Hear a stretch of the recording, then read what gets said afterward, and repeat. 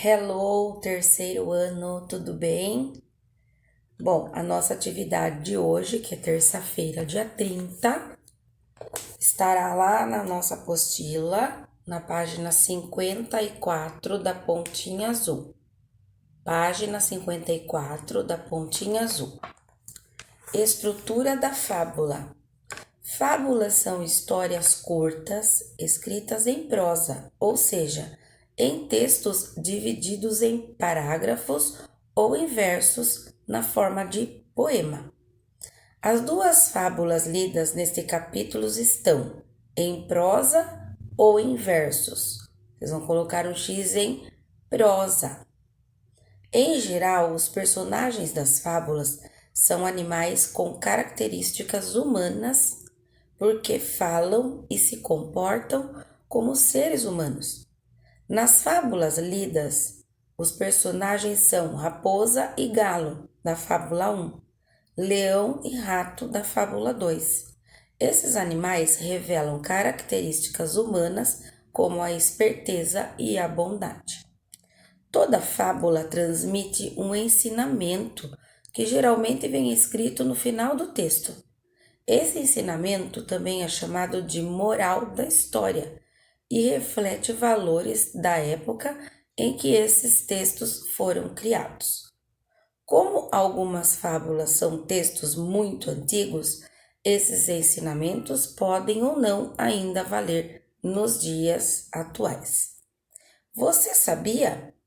Um dos fabulistas mais famosos é Esopo, um escravo que viveu na Grécia Antiga há mais de 2.500 anos. Ele contava as histórias apenas oralmente e só muito tempo depois elas foram escritas. Muitas de suas fábulas foram recontadas por escritores, como o francês Jean de La Fontaine. A fábula 1, lida por você, foi criada por Esopo e recontada por La Fontaine.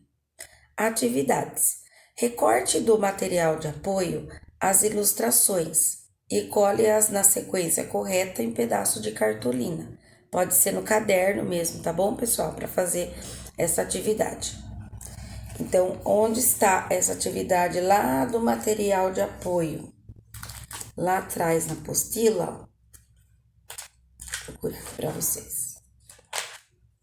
Olha só, o leão e o ratinho. Essa sequência aqui que você vai colar no caderno, tá bom?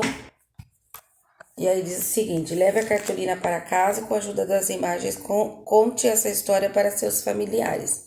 Então você vai colar, né? Colar no seu caderno e aí recontar oralmente a história do leão e do ratinho, tá bom?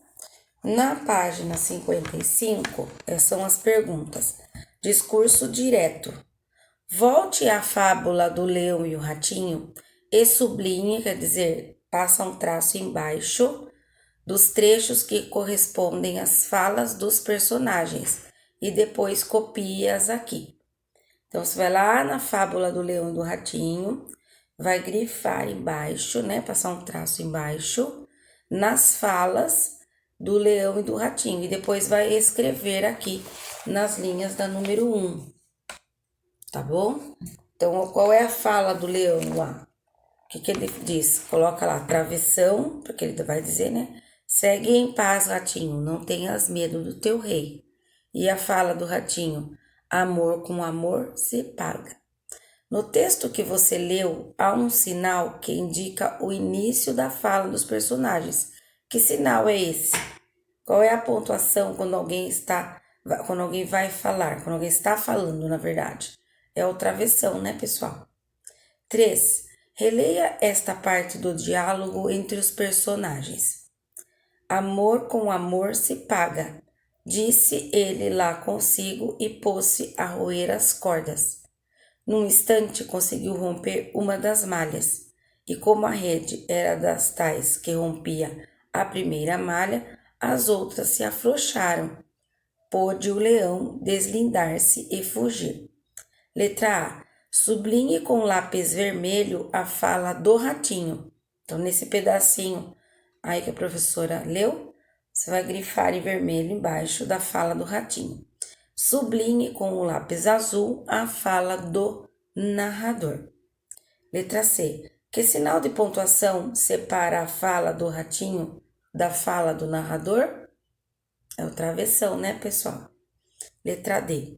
Que outro sinal poderia ser utilizado com essa mesma finalidade?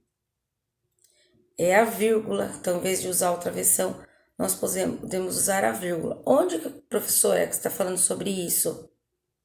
Lá na primeira frase, amor com amor se paga. Travessão. Disse ele lá consigo e pôs-se a roer as cordas. Então, em vez de colocar o travessão, podemos usar a vírgula nesta frase. Letra D a tia já falou, né? Chama-se de discurso direto quando o narrador reproduz de maneira direta a fala de um personagem. Essa fala, em geral, é iniciada por travessão, tá bom? Esse é o discurso direto, quando uma pessoa está falando com a outra, certo, pessoal? Então, de língua portuguesa é só isso. Até mais!